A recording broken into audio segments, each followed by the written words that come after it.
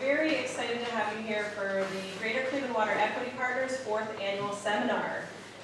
We're honored to have many distinguished guests with us today, both in person and online. And your participation in this event elevates its importance, and we really appreciate your support. The Greater Cleveland Water Equity Partners originated in 2018 when the U.S. Water Alliance facilitated their first ever cohort of a water equity task force with several U.S. cities. The concept was to create a space for learning about each city's water equity issues and to build solutions, a roadmap, if you will, with a variety of community stakeholders. I myself was honored to be asked to join this task force on behalf of a local nonprofit and to learn not only with our utilities and nonprofits, but also with others from across the eastern United States. After 2 years of learning, debating, and creating, our task force work wrapped up and we published a water equity roadmap for Greater Cleveland. Now called the Greater Cleveland Water Equity Partners, we're using affordability as a connector and lens for all that we do. Today you'll hear from a variety of expert speakers and panelists about how household plumbing intersects with housing, sustainability, and health. But before we begin, I'd like to thank the Cleveland Division of Water, the Northeast Ohio Regional Sewer District, and our distinguished keynote speaker, all of our panelists, and our moderator for making this program possible. Thank you.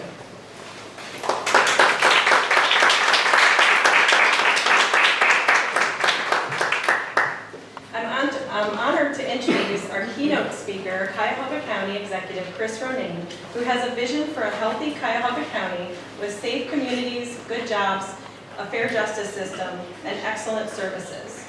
He's a 40-year resident of Cuyahoga County, living in Cleveland's Edgewater neighborhood.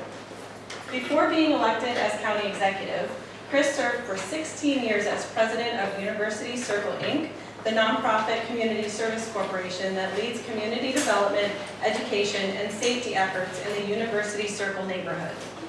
A planner at heart, Chris served on the Cuyahoga County Planning Commission, led the City of Cleveland's Planning Commission, and served as Chief of Staff and Chief Development Officer for Mayor Jane Campbell. In these roles, he led initiatives ranging from the Cleveland Lakefront Plan to the Euclid Corridor, and partnered with local agencies on innovative projects like the Towpath Trail and the Cleveland Europe Express Container Service. Personally, I'm inspired by his passion for ensuring our community is healthy and thriving. On behalf of the Greater Cleveland Water Equity Partners, thank you for speaking with us today. Thank you, Erin.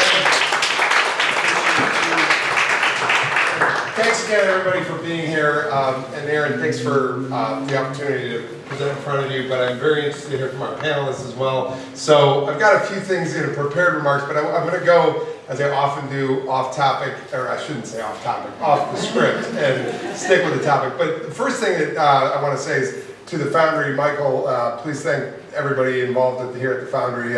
Erin and I actually had a meeting here early on with your team, and we just kept going, and I'm glad you landed here today at the Foundry. They do extraordinary things all over this community. It's a consortia of nonprofit and for-profit companies, but to know them is to better understand how much they're helping Cleveland. Their core business has been in tech and tech security, but they have doubled down over and over and over again to help kids coming particularly out of our local schools and particularly out of CMSD schools to gain jobs, to gain skills, and right out of the gate, some of them are coming right out of high school and going right into coding jobs that are paying quite a bit as starting salary. So just get to know them a little better. They're a company you may know more by as MCPC, but they also run a school here called the School of One. And I just love it when there are specialty high schools and specialty schools generally that are helping teach our students about trades of today and tomorrow. So thanks again to the Foundry. And we've got a special project we're working on. In addition to their rowing work with kids here in the community, we're going to work on sailing. And that is specifically to get our city kids out on the water to learn about our water, to steward our water. The best way to do that is literally get out on the water. So it's an exciting time with what you're doing and what we're about to partner with you on with the sailing camp as well. And these are kids are going to learn to swim first and get out and sail, and it's going to be in a city neighborhood that you'll soon be hearing more about. So I just want to say thank you to the team at Foundry. They just keep going. I want to say to Erin Huber, who I met earlier but have gotten to know a lot more in this administration, I appreciate the invitation today. You met me at my first inaugural, which happened right on the riverbanks of the Cuyahoga, because whoever wrote the county charter, the county executive had to start at 12:01 on January 1. So there goes the New Year's party, get to work, and I walked right into my swearing in on the riverbanks, right by the swing bridge. And it was meaningful for me to do it on the Cuyahoga, but we had at about 11:55 a conversation that evening about what we were going to do with water, and we just kept going after that. I really, really appreciate you. And third, I want to say to all of you, I appreciate you, what you do for what I think is one of the most important endeavors in Northeast Ohio, but not just here in Northeast Ohio, around the world, and that is making sure that our freshwater supply stays fresh and clean, and that we are doing everything we can to create water equity by way of access. And I know that's why we're here today. So thank you, partners. I want to partner more with you in the future, and I'm going to say a few things why, but this is, I think, a very ironic but important backdrop right behind me. Yes, we love the romance of the industrial era when we look and we see Cleveland at work, but we also know the unintended consequences of that era that have left us with a legacy of the need to really turn a corner and be a freshwater capital, as I have called this place. And the reason I refer to this area as the freshwater capital, and I'm really glad to hear Mayor Bibb saying the same thing these days, that we owe so much to those who came before us, but specifically upriver, and I know some of you have heard me say this before, we owe Carl Stokes, our mayor, who back when said no more to the river burning. And we probably have to better tell that story together about a man who went to Washington and his brother, a new congressman, the first African-American mayor of a major American city, the first African-American congressman from the state of Ohio, and the two of them got to work to clean up our Cuyahoga River. And there are quite a bit of linkages to the Clean Water Act and to the EPA because of the work of Carl Stokes on the 13th river fire on the surface of the river. He said no more. And I was lucky to meet him once as a student in the later years of his life when he was going off to become ambassador to Seychelles, but he took the time to have coffee with a student, that was me, who stopped him in the hallway once after he spoke in our class, and I said, Mayor, would you meet with me? And he said, I'll meet you on Saturday, meet me at the Airpeak on Shaker Square. And he changed my life, because he said that change comes in inches in this town, and that's part of what inspired me to run for office. When I ran for office, I ran on the initiative of health. Healthy communities, healthy citizens, healthy economy, a healthy system of justice, and a healthy climate. And all of those interweave in terms of environmental justice and equity. And I learned in Norm Krumholtz's class about equity planning, and when he invited his former boss, Carl Stokes, to our class, Norm was a part of Carl Stokes' historic cabinet. Carl Stokes motivated me to get into public service, but there was a person who stood up for our environment, for fresh water, and that's why I go off script for a minute, but I do want to say, on script, you're all, to me, really important partners in our future. You're already ahead of our administration because you've been working at this for a while on making sure that water equity is a reality in our town. So I want to say to the partners, all of you here, thank you. Thanks for those of you who just out of your own interest took time to be with us today.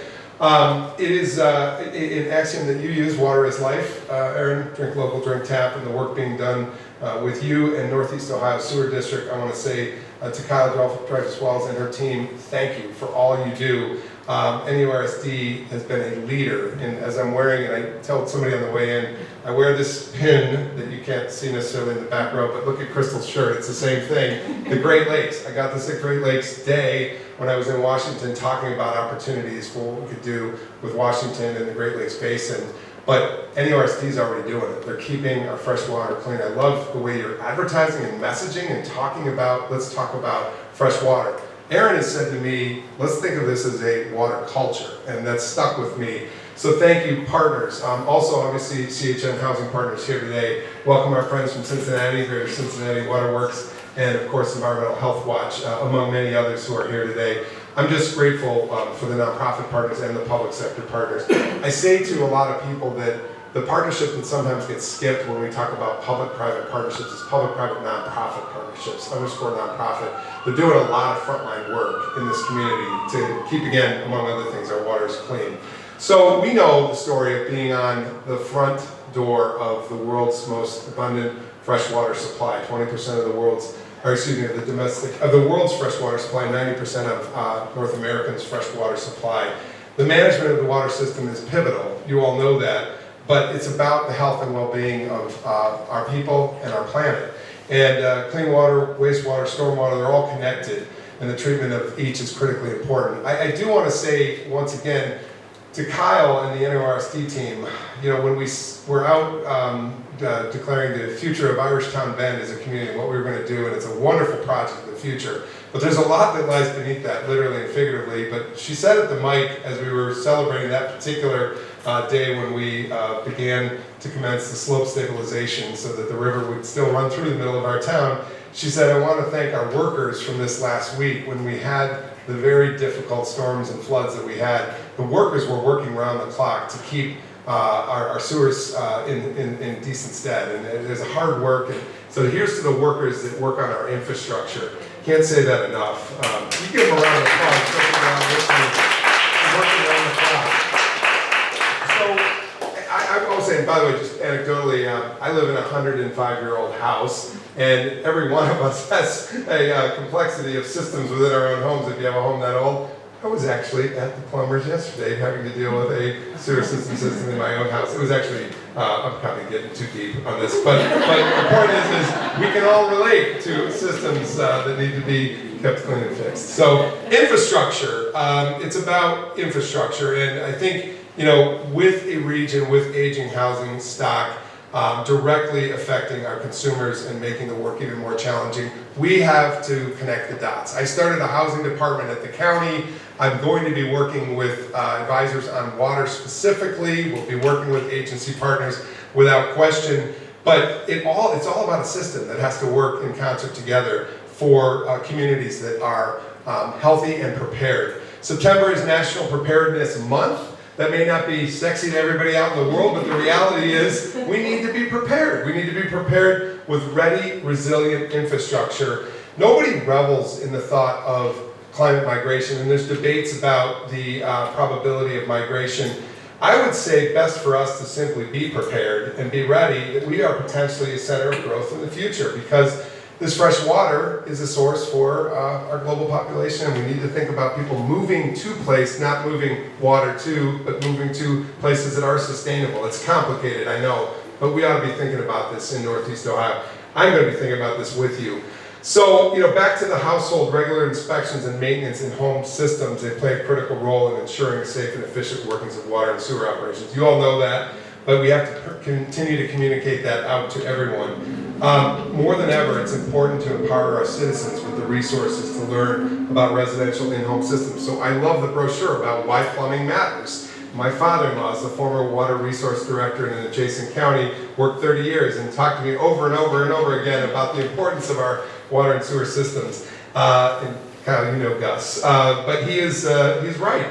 And he used to say, look, in the context of equity, we do need to figure out how in our citizenry we're going to make this affordable and accessible and permanently equitable for all. We also have to say to those who can afford to pay, it's a value proposition worth investing in, right? And we will continue to say that. I'm appreciative of what's happening out of Washington, D.C. right now in terms of their commitment to readying for resilient infrastructure, and I appreciate that with the Biden administration right now. We're going to continue to work with them.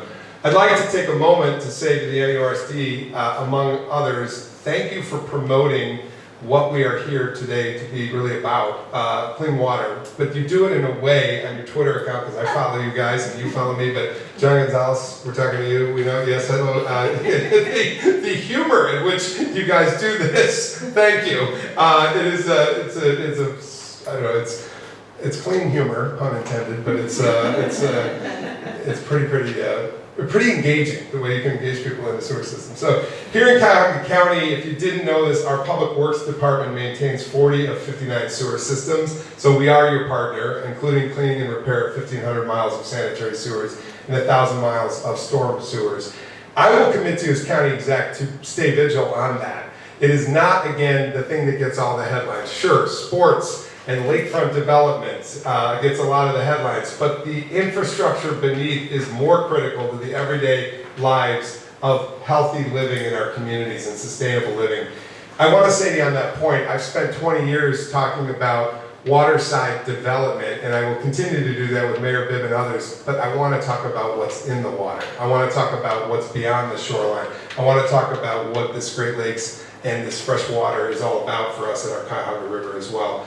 There's a lot of work to be done. We're committed to being a good climate partner. I'm going to be, once again, at the UN COP convention, the Global Climate Summit. We were at the last one even before we took office, because it matters. People around the world don't necessarily know where Ohio is. To our partners in Cincinnati, they don't necessarily know where Cuyahoga County is. They don't necessarily know where Cleveland is, but they do know where the Great Lakes are. They see that blue place on the planet and the globe, and they know where the Great Lakes are. So we have a stewardship obligation to keep it clean. It's why I've proposed, and I just did this at our State of the County address, which we intentionally hosted on the Cuyahoga River. You can see there's a theme there. Inauguration on the river, and our State of the County on the river. I blew the City Club's mind by saying, let's do it out at the pavilion down on the river, but there was a reason why. I wanted to start to showcase what water culture really looks like. And the kids that took us over from the Davis Aerospace Maritime High School, Go Argonauts, they took us over on a ride because they're working on Flotsam and Jetsam this summer to keep the rivers clean. And I said, can I hitch a ride with you to my inaugural? And City Clubs were afraid we were going to fall in the river. I said, you fall in the river, kids will swim, pick me up. But the reality is, I was there for a reason. I wanted to showcase the Cuyahoga River.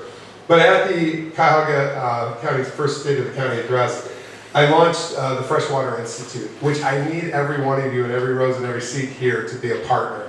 Don't let us forget about you. I know you won't, but make sure that you're a partner to a consortia in the Freshwater Institute that builds together what is just the kernel of the beginning of a vision. And that vision is fourfold, 4 cornerstones. Education about what we have, harkening back to Carl Stokes. Want every city kid, and already groups like Local Drink Tap are already doing this in schools. I talked to Ben, schools in, and I said to him, oh, where do your kids go? He said, no, I mean the schools we work in, and you guys are already working in schools talking about the value of fresh water. We want to double down on it with education at a future Freshwater Institute that will be located on the Great Lakes here in Cleveland. Second, advocacy. You know, when I go around to partners in other counties in the state, there is a common concern. And look at how those shoreline communities voted in the special election of August. They voted together on something. Maybe there's some commonality in other things we can vote together on, like really sensible farming. We can do this to eliminate point source pollutants into our waterways. We can start to educate, as Aaron has to me, why these matter, you know, as ways to drink our water, right? And yes, advocacy. Research. I've been very intrigued with Congresswoman Marcy Kaptur and her work on the Great Lakes Authority. She said to me, Chris, you're in a college town. You have universities that can be great partners. Let them be your research partners on your freshwater sources of the future. And finally, we don't lead always with this punch, but sure, part of the water culture is the water economy. Let's build a water economy around what we have. And so working with partners like the Water Alliance, Good Water Alliance, we can really move the needle. Education, advocacy, research, and economic development. Want the student in the Cleveland Metropolitan School District to graduate into a job that is around the water culture, but moreover want them to be the steward of this global treasure. I went down years ago to Costa Rica with my wife, and we were intrigued by how the teenagers who were your tour guides knew what they had. They had the rainforest in their front yard. We have fresh water in our front yard. Let's steward it. But the future ambassadors are the students that are out here. All right, well, on waterways, we want to provide that foundation that we can capitalize on now and leverage for the future, where we care for our environment, our parks, our beaches, our water sources, and we do right here in Cuyahoga County and beyond. And we see that people truly do value this place. I'll close on saying this is Welcoming Week. 3 weeks ago, I saw 25 citizens from around the world cross the stage at One World Day in Rockefeller Park, and they came from 15 different countries, 25 citizens, and they walked off the stage, US citizens. They'd come from everywhere. They'd come from countries in all the different continents from around the world. This morning we launched Welcoming Week at the Ohio City Farms, which is the largest urban farm in Cleveland and one of the oldest now in the nation, because urban farms get gobbled up for development very quickly. So they're proud that they've kept the Ohio City farm. But once again, we were with citizens from around the world, from Uganda, from Ukraine, and from Bhutan. And they're here. They want to make a go of it here. So there's a nexus between a global city, an international city, and the fresh water supply that is here. But back to equity, it needs to be accessible to all. To newcomers and those who've been here, I think this is our future. It's a central point that we together can rally around. And I think together we can make a lot of progress to build a sustainable region where we have equity and access and fresh water for the long haul. So thanks for having me today. I'm going to sit down and listen to our panelists until I can't, but I really appreciate the partnership, and stay tuned. Let's work together in the future. Thank you again.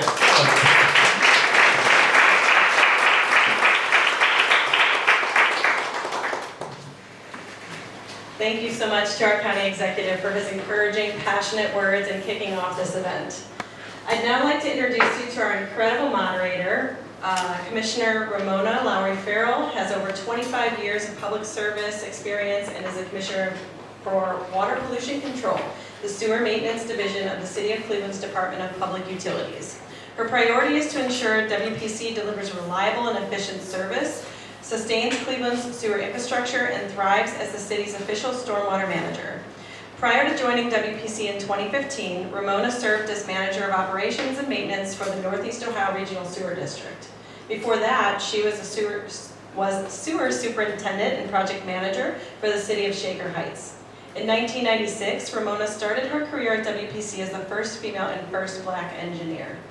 She's received numerous awards for her leadership and her work in our community. I told her today she's a sewer water shiro here that's unsung, I think. Please welcome Commissioner, and thank you for moderating our panel today.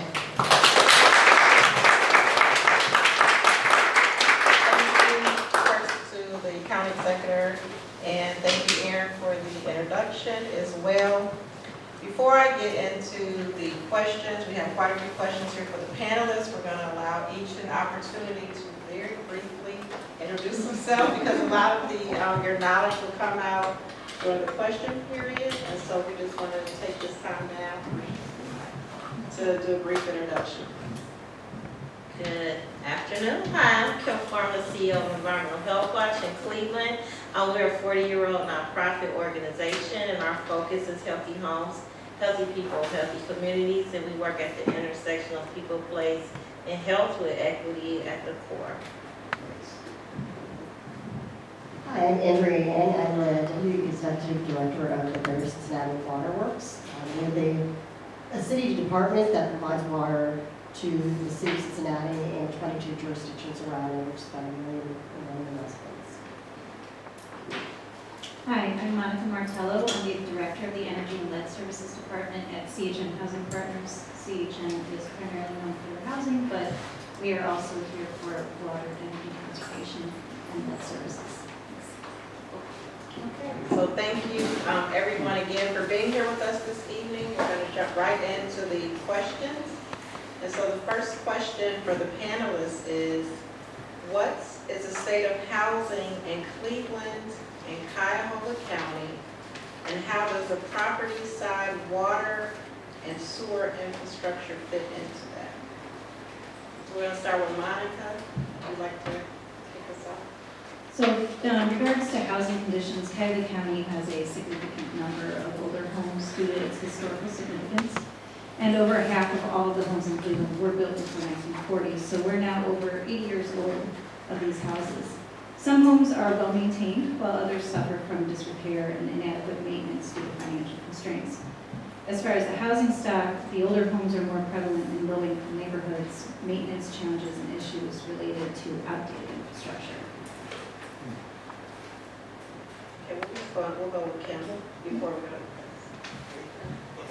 So with that, right, with our aging housing stock, we're really concerned with our housing hazards that contribute to the health of folks living in the home, specifically around asthma exacerbations, lead exposure, safety, weatherization needs, maintenance, and affordability. So consistently, we see the data that shows that over 50% of our population rents their properties, and we also have poor landlords. So we want to propose looking at more system-level approaches and policies at scale that would then address a home holistically, which includes plumbing, leaks, and all the things we're talking about today. So those perspectives are from Cuyahoga County, and if you could just share for Cincinnati your perspective on that as well. Yeah, we have similar issues in the city of Cincinnati with older housing stock. And that's mostly concentrated in the city of Cincinnati and the older cities and villages in the county. Cincinnati Works, Waterworks, since we contract with those, we serve many of those. But the city has a higher poverty rate, 25 versus 16 in the county overall, a higher concentration of black and brown residents, 49 versus 30% in the county, and then a higher percentage of rental housing, 61 versus 41% of the county. And some of the issues that we're facing is, as far as a water utility, and we haven't mostly focused on the private property side, but what we're coming across is like the more that we're becoming aware of lead issues, that they're both the lead service lines that are on the private property, and we can't help but kind of know about the lead fixtures also inside the house. And then the other piece is that housing affordability can also be affected by water utility usage, right? So basically many of these houses might have lower water efficiency rates when it's lower income, especially concentrated in these older housing. Thank you to each of you for the responses. A lot, even although she's Cincinnati, there's a commonality, and even the executive director indicated that aging home and infrastructure, which we all deal with. And so with the city of Cleveland, some of it is older. I'm going to say that some of the suburban areas, and so these are all items that we're working on together to resolve for our citizens. So the next question that I'm going to ask, and we'll start with Andrea with this, if you could tell us the impact of dealing with chronic plumbing issues. Yeah, so I kind of alluded to that before. So as a utility, we've mostly been worried about treating water, pumping out, distributing, and billing it for it. So worried about the public piece of it. But more recently, after lead just really became a central focus of what water utilities need to kind of take care of, both from pressing down for regulations and demand from residents, right? We're the experts in water, right? And I think people are looking to us to be helpful in that way. So the private lead service lines are basically in the city of Cincinnati, or in the Cincinnati Waterworks. We didn't allow people to connect in with lead service lines after 1927. So basically all the housing prior to 1927, I'm not quite clear on this, but someone has even said that we required people to have lead lines before that point. So a lot of housing, including mine, I had a 1906 house, we had lead. I had a lead service line that was removed a few years ago through our program. And then the bill affordability is a major issue. So what really became clear is during COVID, there was a moratorium on shut-offs. And also there was this emergency rental assistance and other assistance for low-income property owners and residents for their utility bill. So I went back and asked our billing folks to kind of pull that data, because we knew who had applied for that and had received assistance. And what we found was basically that in the the average single family home in our service area was using 600 cubic feet a month of water. But the average low-income renter of a single-family house that had participated in that program and received assistance was using 45% more water. So they were using, instead of 6 CCF, 8.88 CCF. So that actually ends up being about $313 a year more, just because of water usage. And that's likely because of leaks. They're from non-maintained plumbing, toilets that have very high flush rates, fixtures like shower heads or whatever that are not low flow. So basically, the houses that have been maintained or upgraded, even of same age, they're just a lot more efficient.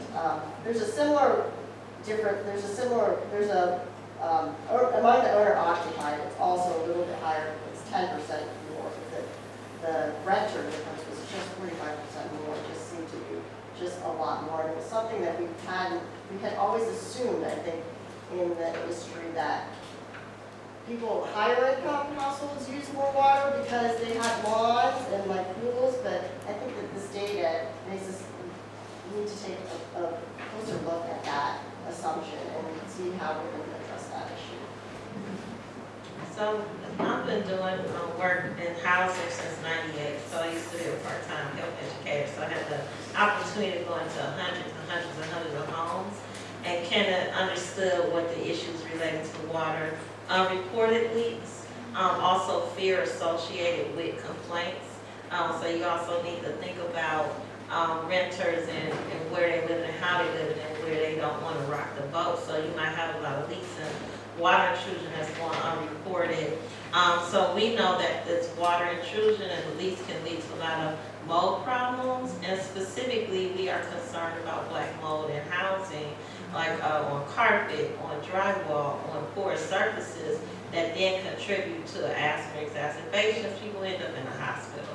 So you think about leaks and relationships as well as harborages for pests, right, and mice, which is also asthma trigger, right? So these things related to what happens with the health of the community or the people living in the substandard housing, and also the contribution to failing paint. So now you have access to lead issues potentially because of the water, the leaks that cause paint to fail. So because we're working on this intersection, we have worked on best practices models to look at assessment and moderate and low-level mitigations or no-cost mitigation related to these issues in the home. And so we've tested it, we've piloted, we've applied it. We've also included this education, right? So we deal with the environmental situation, but also dealing with the family, educating them, as well as helping them come up with a plan for maintenance, prevention, or tenants' rights, right? Or we work with the landlord to say, we can help you. We can help you with compliance and things like that. So there's kind of this unspoken relationship of fear. Also, I don't have the money, so I'm just not going to go in and address it.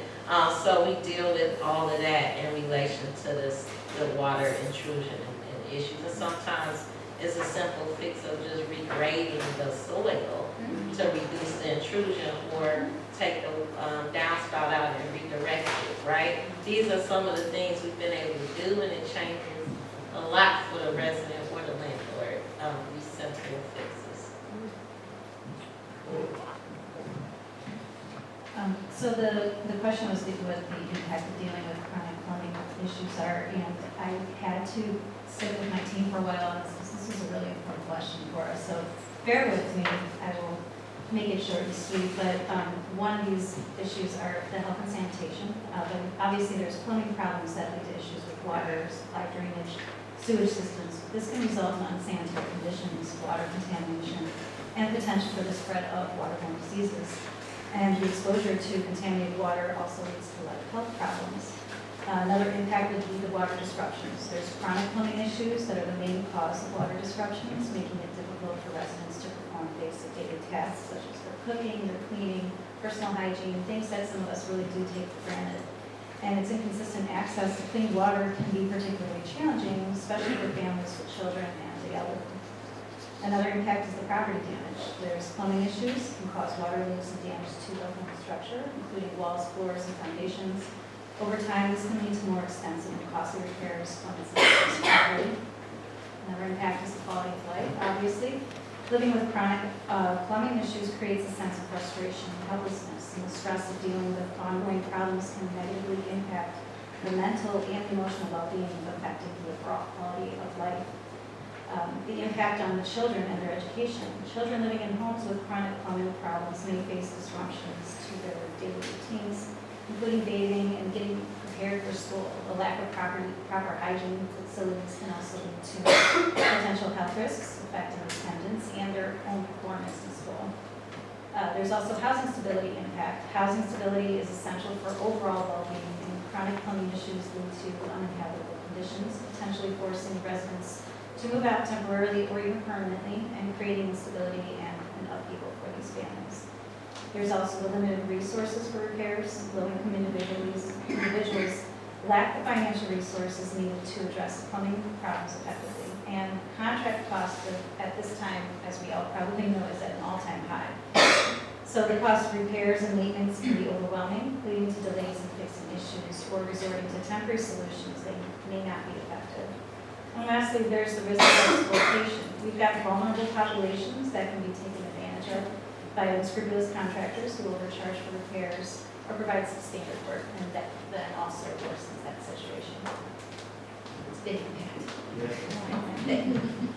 There's a lot that was packed into that question, and just to reiterate, one common thing that we heard on that was, of course, the preventative maintenance, which, as you said, some of the others aren't always able to do, or another knowledge you mentioned was a simple drainage, redirecting your downspout. And so I think one thing that's good that we're all doing is collaborating. The utility resource fairs at the sewer district is doing with various partners throughout the city is something that we can continue to do because we're bringing the information to the residents. I think a lot of times we expect them to come to us, but I know what we do at WPC, when we have issues such as some of those experience, we have our inspectors that go out there and do a lot of hand holding with the residents. It's like you don't know what you don't know. So I think as long as we keep doing items like that, it'll be helpful. And so moving on to the next question, we're going to start with Kim for the response is, why or how do these issues have a greater impact on poor or minority communities? Or do they? Because I know you have interesting facts there. Well, I mean, we look at substandard housing or communities or conditions, they did not happen overnight. When we reflect on the solutions, we also need to look at the history of the policies and practices that, like redlining, have impacted communities. So we're trying to handle things, and we also have to look at policy, right? What things were thought of specifically around Black and brown populations that did not include their voice or their contribution, or really looking at root causes, right? We cannot solve everything. But if we start to look at things more holistically, including the perspective related to policy, not just throwing money at things or programming things, right? And so with that, with the shutoffs like affordability, right, are we listening to the people of what could contribute to getting to the root and then solving, right, a problem, not putting Band-Aids on it? So I think we always need to look at this. It could impact you positively or negatively. But a lot of times, based on what we're looking at pockets that contribute to this constant conversation around data and poor health and, poor housing and I know we talk about it. We don't need more data, we know, right? And so we know the answers. I think we have to stop siloing the solutions and really start to bring it all together, like Divya and talked about. We gotta talk about this together. Like this is the beginning of that and connecting the dots, so that because people experience things, the impact is less compounded for them. Therefore, they're not siloing their problems. It's all happening at the same time. Or in the same community, or in the same house, right? So then we could kind of look at things holistically, approaches or policies that it takes more time, more intention, but it has to be the way that we work moving forward. You really said it all. But the other note of how these issues impact or the cost of plumbing repair and sanitary measures are ridiculously high, especially for the low-income families that are most in need of this. And so when the funds aren't available, the families take alternative routes, and that really does worsen the sanitary conditions and kind of help us that they're both said a lot of what I'm going to say, but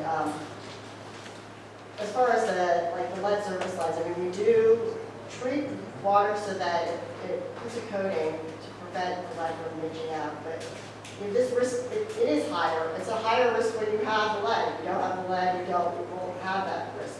So these, poor communities, basically, people are not able to afford the upgrading of the fixtures, or they're changing out of the lead service line, and that just adds to all these other environmental health burdens. They might have from lead paint, air quality, nutrition, health kinds of burdens that they have. So that they have just that increased risk just adds on to all the other possible risks and impacts that they're making. And then speaking again to sort of the issue with the tenants. Tenants are just, as people say, they just sometimes are not able to demand that, right? Hey, I need a new replace the toilet because it's costing me a lot of money because the landlords are passing on the cost off it too. So they're just not incentivized. I think they probably don't, they just aren't even aware of it. And even through our firm, we replace the lead service line at no cost, but the tenant can't authorize it. It has to be the property owner. So it just becomes something that the tenant is not able to make those changes. Thank you, each for the responses, and kind of something that Kim had said kind of stuck with me when she said about the shut-off affordability and are we listening? And so I know I can speak for City of Cleveland as well as the sewer district to say we are listening. I indicated earlier, I know for us personally, when we have issues, we go out. We do a lot of hand-holding to residents. Some even have home serve or have plumbers that they encounter, and we're in this space, so we understand it. Like I said, you have 100 years plus home, right. So you understand things differently. Right, we were home. And so what we do for that, we often talk to plumbers on their behalf, we talk to home serve and different entities just to help them out. So I think as long as we keep collaborating and doing those type of measures will be helpful to the residents, because you mentioned about the extremes that people go to, and we've seen those instances more than not. My deputy commissioner here can really speak to that. We receive calls where we've seen people discharging sewage right to the public street. And so when we receive those calls and go to it, of course, that is one of those extreme, matters that you mentioned. So that is where they feel like there's no other option for them. And so we go out, and some, believe it or not, we're chasing down, we keep calling, keep emailing, knocking on the door, no, they're in there, and say, we're trying to help you. They don't believe us, but we're pretty adamant. We're just trying to provide resources and tell them you can't do that. So we say we're shutting off your water. That's like a last resource. We've been through so many other options to try and share them. We partner, I know with Cleveland Housing Network is someone that we partner with as well. And so we are listening, but a lot of times, unfortunately, like you said, tenants just feel like, we're homeowners, there's no other option, and then they do that. And so going to our last couple of questions here, I like to say, what are the assistance options? I know we've all kind of touched on it. And so any other assistance options that you're aware of that you'd like to share? I know there will be resources that we're going to send out to those that attended. And so we're encouraging you to share that with your network, share with your residents and on your social media. We'll have Andrea, you want to start with that, and just speak on just the assistance options that there are available to residents. Yeah, so affordability has really become something that we are very interested in. Just like during COVID, people racked up a lot of debt during the shut-offs, and they were, there had to be water during public health crisis, but at the same time, we're having also some economic concerns. There was a lot of federal and state funding that was available, and now that's running out. And so we are looking at what we can do. Really, it's sort of, because we're ratepayer funded, it becomes a little bit challenging for us to, how do we use the ratepayer funds to do that? So what we were kind of looking at is trying to write off a lot of that debt. We have a new payment plan portal where people can sign up for a payment plan, but but then maybe it's something like you make certain amount of payments, and then the rest is forgiven, just to kind of get people in a place where they can restart. But we still also do know that there are people who, even with a payment plan and having to pay their current rates, they are not able to keep up on the current rates, and they're rolling that back into the debt. So that's accumulated. So those are issues that we are still looking at how to resolve. And are welcome to thoughts from our friends who are Cleveland as to how to deal with that. On the water usage side, we're exploring the idea of water audits to sort of look at, helping people, both providing information to people about, okay, hey, you have a high water bill, maybe you want to check these things, your toilet leaking, your fixtures, you change it out, but also maybe also doing some kinds of water audits for certain communities to kind of reduce that economic burden. And then, whether we could do some kind of rate reduction for that group of people is just, they're just struggling. I mean, really, I think one of the things that we've come out of the pandemic feeling is that, water is really, it has to be a right? You just cannot really, you can't do all the things you need to do. You cannot, there's no way you can flourish without access to water. So it's, clean water is one thing, but if it's shut off, you just have no water, and it's really difficult to function in any way. Share. So as far as like what options are available and what can we do to make it better?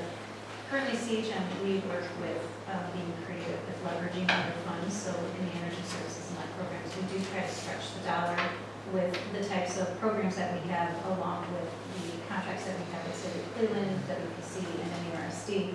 However, like all grants, there's a threshold, there's an allowance. You're allowed to do this only if this, you can't touch that unless that gets touched, and that's where we get stuck. Plumbing work is a necessity, and unfortunately, a lot of the work that we do, unless the plumbing is in good condition, we can't move forward. So, we're already in contract with the city for water and sewer related repairs. We also install water faucets, low flow shower heads, some kits, water tanks. But we're also hoping to, work on finding other ways or funds to do more of these things, because the wait list for just those kinds of repairs alone, we've got about 500 people waiting at just CHM for water, let alone all the other programs that we have. And so we're only able to help a fraction of those clients that need the service. So, we believe investing in all home repair programs, but again, it goes back to that very first piece. There's health and safety things that have to be touched first, and water's a big piece of that. So for us, we try to get at through our assessment service and mitigation. So we've been working tirelessly trying to get managed care to pay for assistance for their patients. So we will go into the home and we look for things like leaks, and we can replace some items from plumbing to then get at it before it gets too bad or worse. We also provide referrals too, and sources for the community. So we just received some dollars from EPA to kind of relaunch our assessment mitigation away from CareSource for some more dollars, so then we could do at least 100 properties.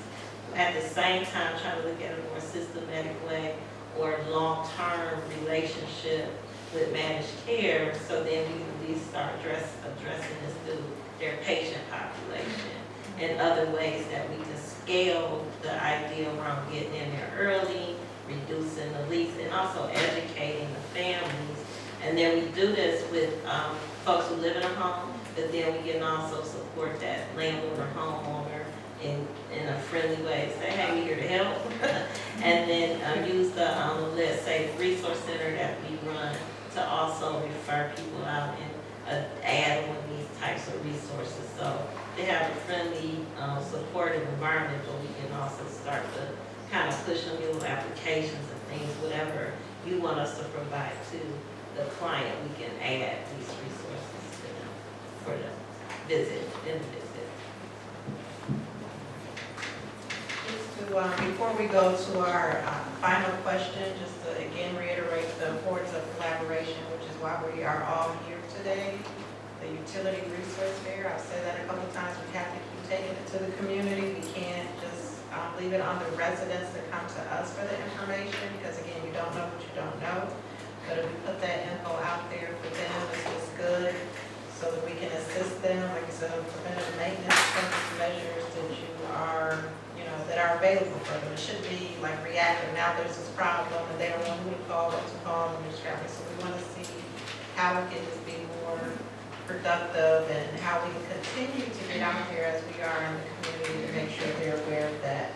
And so the final question, I'm going to ask it to Andrea, and then if anyone else on the panel wants to jump in on it and add, and we talked about it just a little bit, but it's how can these ideas be incorporated into broader strategies like healthy home initiatives, housing repair program, and one of my favorites, workforce development to leverage time and funding.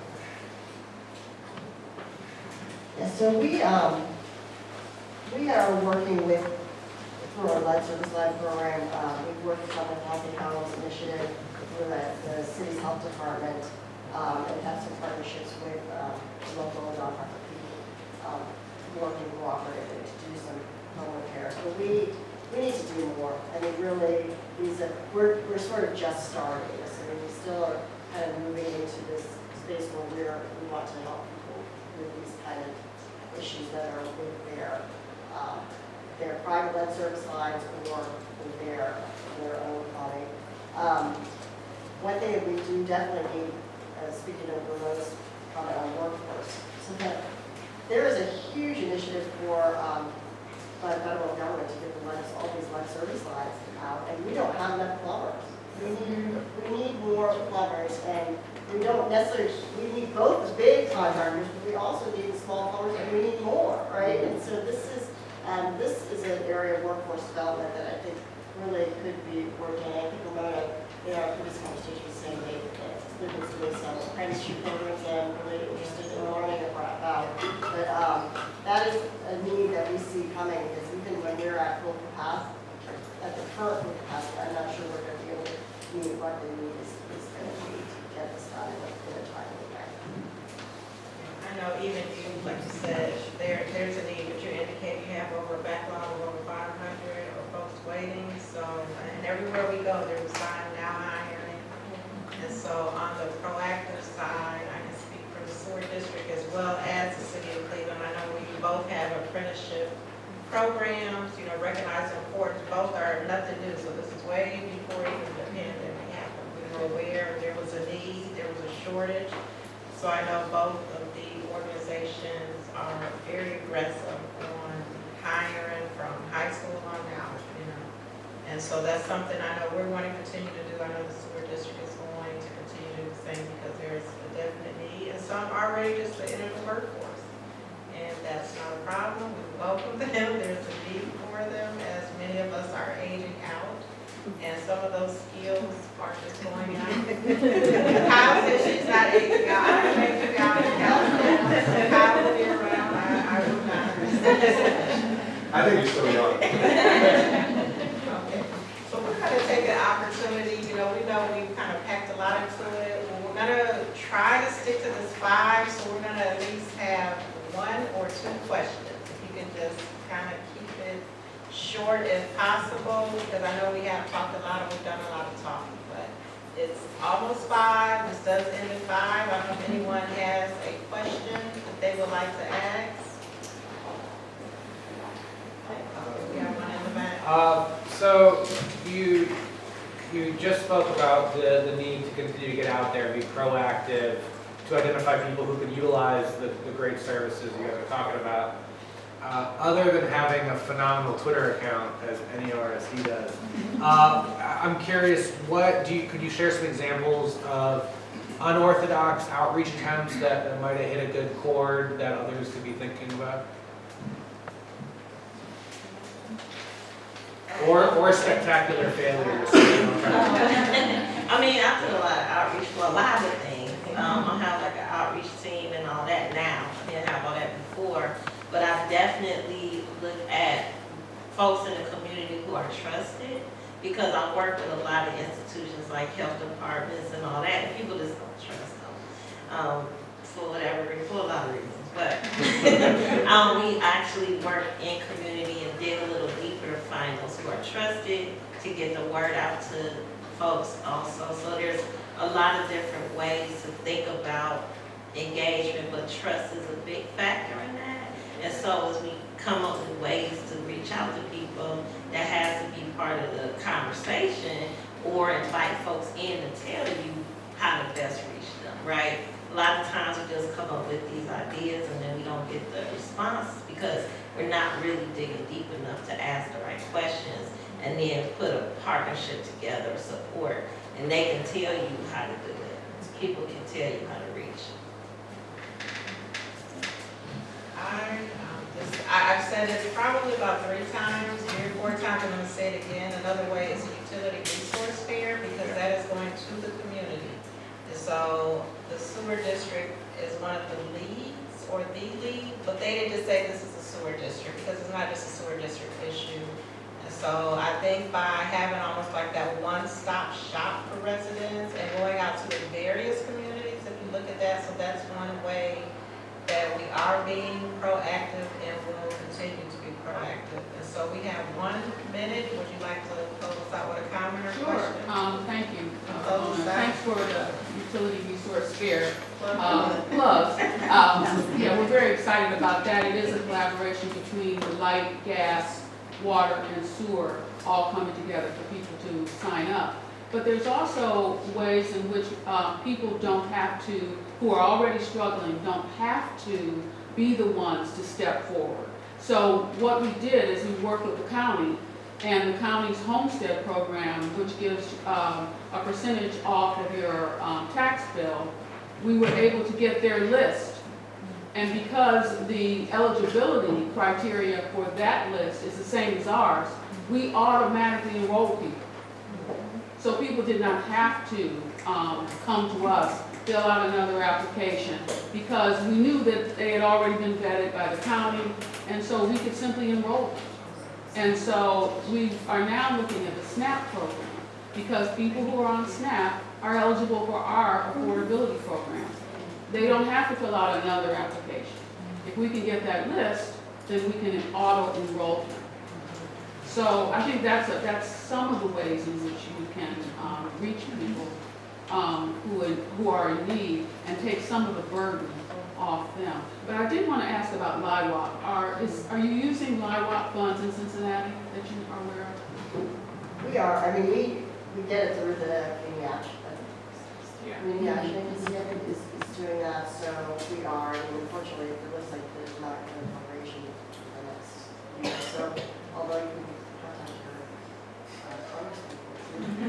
to advocate for that, the low-income water assistance program, yeah. So I heard that there's not much of that, there's not going to be much of an appropriation for that. So Ohio got an extension just recently for LIWOP. So it was supposed to end September 30th, but I think it's going to go several months longer. For the same amount. Fund, Yeah, so yeah. not additional fund. Right. So, yeah, that is a great program. I mean, I really do think that there needs to be something for that. Okay, so that, I would say, is a good way to end. There's been a lot of information shared today. There is going to be additional information pushed out because there are various resources available. And so again, we just want to encourage everyone to share that with their networks. We truly appreciate you coming out today. The county exec, as he said, this water culture, I like that term, and it's just something that we all really need to embrace and continue to keep our Great Lakes great. Thank you.